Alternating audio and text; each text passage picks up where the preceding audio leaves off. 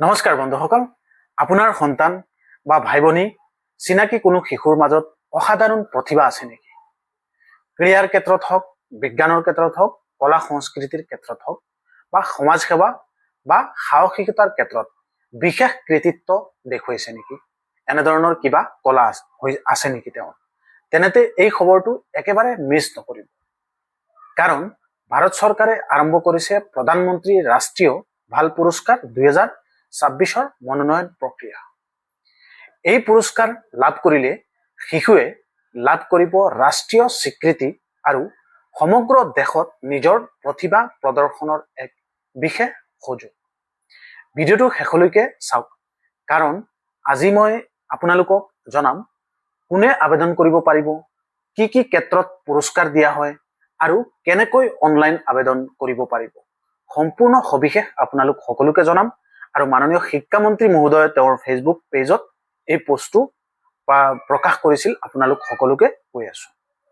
বন্ধুসকল, প্ৰধানমন্ত্ৰী ৰাষ্ট্ৰীয় বাল পুৰস্কাৰ হৈছে ভাৰত চৰকাৰৰ এক সন্মানজনক ৰাষ্ট্ৰীয় বঁটা।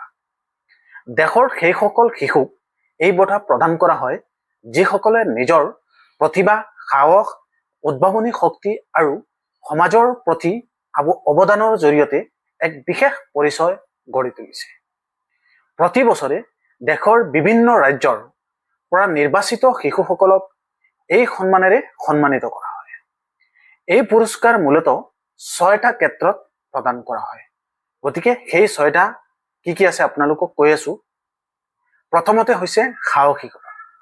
যদি কোনো শিশুৱে বিপদৰ সময়ত অসাধাৰণ সাহস দেখুৱাই আনৰ জীৱন ৰক্ষা কৰিছে, তেনেতে এই শ্ৰেণীত বিবেচিত হ'ব পাৰে। দ্বিতীয়তে হৈছে ক্ৰীড়া। ৰাষ্ট্ৰীয় আৰু বা আন্তঃৰাষ্ট্ৰীয় পৰ্যায়ত উৎকৃষ্ট প্ৰদৰ্শন কৰা খেলুৱৈ শিশুসকলকে এই শ্ৰেণীত অন্তৰ্ভুক্তি কৰা হয়। তৃতীয় হৈছে বিজ্ঞান আৰু প্ৰযুক্তি। নতুন উদ্ভাৱন, বিজ্ঞানভিত্তিক প্ৰকল্প অথবা প্ৰযুক্তিগত সৃষ্টিশীলতাৰ বাবে এই বঁটা প্ৰদান কৰা হয়। আশা কৰোঁ আপোনালোকে সেই পইণ্টছ কেইটা বুজি পাই আছে। চতুৰ্থতে হৈছে সমাজ সেৱা।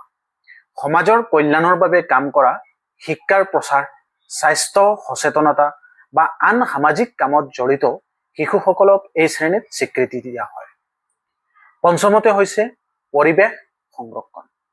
গছপুলি ৰোপণ, প্লাষ্টিক মুক্ত অভিযান, জল সংৰক্ষণ বা পৰিৱেশ ৰক্ষাৰ ক্ষেত্ৰত উল্লেখযোগ্য অৱদান থকা শিশুসকলৰ বাবে এই শ্ৰেণী অন্তৰ্ভুক্তি কৰা হৈছে। আৰু ষষ্ঠতে হৈছে কলা আৰু সংস্কৃতি। সংগীত, নৃত্য, অভিনয়, চিত্ৰকলা, সাহিত্য অথবা লোক সংস্কৃতিৰ ক্ষেত্ৰত অসাধাৰণ প্ৰতিভা থকা শিশুসকলৰ এই শ্ৰেণীত বাবে আবেদন কৰিব পাৰে। এতিয়া আহোঁ আটাইতকৈ গুৰুত্বপূৰ্ণ প্ৰশ্নটোলৈ। কোনে আবেদন কৰিব পাৰিব? এই যিকেইটা 6টা আপোনালোক সকলোকে ক'লো, সাধাৰণতে 18 বছৰৰ তলৰ শিশুসকলৰ এই পুৰস্কাৰৰ বাবে যোগ্য।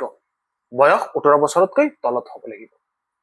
অৱশ্যে আবেদন কৰাৰ আগতে চৰকাৰী পৰ্টেলত উল্লেখ থকা নিৰ্দেশনা ভালদৰে পঢ়ি লোৱাটো প্ৰয়োজন, কাৰণ মই আপোনালোকক এই ভিডিঅ'ৰ জৰিয়তে দি অকল ইনফৰমেশ্যনখিনিহে প্ৰভাইড কৰি আছো। আন এটা গুৰুত্বপূৰ্ণ কথা, শিশুৱে নিজেই আবেদন কৰিব লাগিব বুলি কোনো বাধ্যকতা নাই। মনোনয়ন হিচাপে দিব পাৰে কোনো শিক্ষা প্ৰতিষ্ঠান হওক বা তেওঁলোকৰ ফেমিলিৰ হৈ পেলাই কোনোবাই বা কোনো NGO হওক বা কোনো স্কুলেই হওক, অভিভাৱক, শিক্ষক, বিদ্যালয়, চৰকাৰী সংস্থা, স্বেচ্ছাসেৱী সংগঠন অথবা যিকোনো যোগ্য ব্যক্তিয়ে আবেদন কৰিব পাৰিব। এতিয়া জানো কেনেকৈ আবেদন কৰিব পাৰি। প্ৰথমে আপোনালোকে নেশ্যনেল এৱাৰ্ডছ পৰ্টেল যিটো আছে তাত যাব লাগিব, অৰ্থাৎ awards.gov.in ৱেবছাইটত আপোনালোকে ভিজিট কৰি তাতে কিছুমান ষ্টেপ দিয়া থাকিব। তাত নিজে আপোনালোকে একাউণ্ট তৈয়াৰ কৰিব লাগিব। তাৰপিছত প্ৰধানমন্ত্ৰী ৰাষ্ট্ৰীয় ভাল পুৰস্কাৰ 2026 যিটো অপশ্যন আছে সেই অপশ্যনটো আপোনালোকে চিলেক্ট কৰিব লাগিব, বাছনি কৰিব লাগিব। প্ৰাৰ্থীৰ সকলো তথ্য পূৰণ কৰিব লাগিব। যদি কোনো প্ৰমাণ পত্ৰ বা বঁটা পাইছে, প্ৰশংসা পত্ৰ পাইছে, ফটো বা সংবাদ মাধ্যমত প্ৰকাশিত তথ্য থাকে, সেইবোৰ আপলোড কৰিব পাৰিব। সকলো তথ্য ভালদৰে পৰীক্ষা কৰি সাবমিট আপোনালোকে তাতে কৰিব লাগিব। এই সিস্টেমতে আপোনালোকৰ ওচৰ পাজৰৰ যদি কোনোবা ব্যক্তি বা কোনো প্ৰতিভাশীল ব্যক্তি আছে তেওঁলোকৰ কাৰণে আবেদন কৰিব। আবেদনৰ আৰু মনোনয়নৰ দাখিল কৰাৰ অন্তিম তাৰিখটো হৈছে 31 জুলাই 2026। সেয়েহে শেষ মুহূৰ্তলৈকে অপেক্ষা নকৰি সময়মতে আবেদন সম্পূৰ্ণ কৰিব লাগে। বিশেষকৈ অসমৰ বহু প্ৰতিভাশালী শিশু আছে যিসকলে বিভিন্ন ক্ষেত্ৰত অসাধাৰণ কাম কৰি আছে। যদি আপোনালোকে ষ্টুডেণ্টসকলে চাই আছে, তোমালোকৰ স্কুলত এই ভিডিঅ'টো শ্বেয়াৰ কৰি দিবা।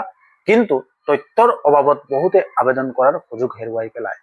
সেইকাৰণে আপোনালোক সকলোকে এই ভিডিঅ'ৰ দ্বাৰা মই ইনফৰমেশ্যনখিনি জনাইছোঁ।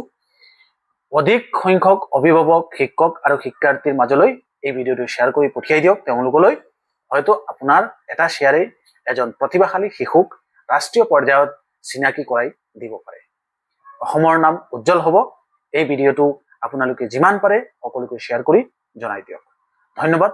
Thank you. জয় আই অসম।